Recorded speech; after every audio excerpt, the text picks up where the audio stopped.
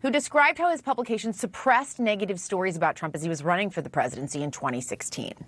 John Dean served as White House counsel during the Nixon administration, and he joins us now. John, always lovely to see you. Thanks for coming on this Saturday. I'm curious, just first of all, what you've taken away from this first week. Well, you don't win or lose a case on a week. You actually could lose it if you fumbled too badly, but this case has shown this prosecuting team knows what they're doing. They're telling a story. They've set an overview. They've sort of laid the basis of the broad conspiracy to influence the election, and they're now getting down into some of the details for the jury. So it's a stage setter at this point. Pecker was a good witness, the publisher of the National Enquirer, and it's been an attention-grabbing week for the jury and the public. Mm-hmm. And it's a case that likely is largely going to hinge on a lot of documents.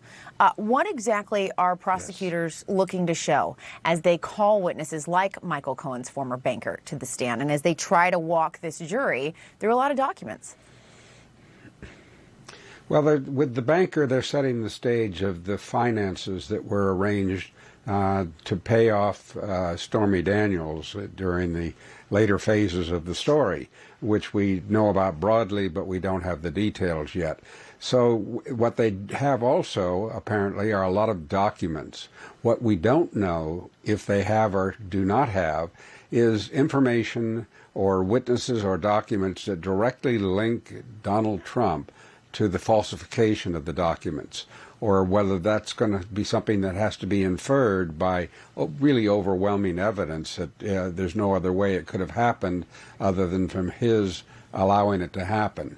That's a thinner case. If they have a direct witness or if they have direct evidence, that's going to be a powerful case. So this is what's keeping me on the edge of my seat as I watch what unfolds. Right, because we don't know exactly who they're going to be calling at this point. They have not extended that courtesy to the defense, and they said because we don't trust that Donald Trump isn't going to post about this person or something like that. Do you think that was the right move on the prosecutor's end? I think it was, and the judge blessed it as well, because judges want to take very good care of their witnesses and their jurors and not have them influenced by outside static like the former president likes to provide for his trials or his events. This just being another one in his campaign, apparently. Mm-hmm.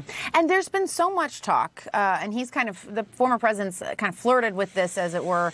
Will he take the stand? Will he not take the stand? What do you think about that as we move into this second week?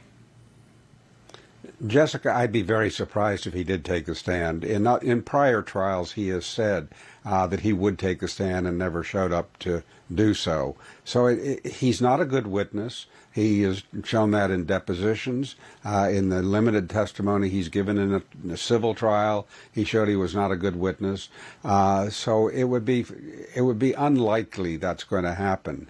But I think he wants to give his base the impression that he's a tough guy and he can go take any trial on he wanted to take on, and it'll be his decision not to testify if he doesn't.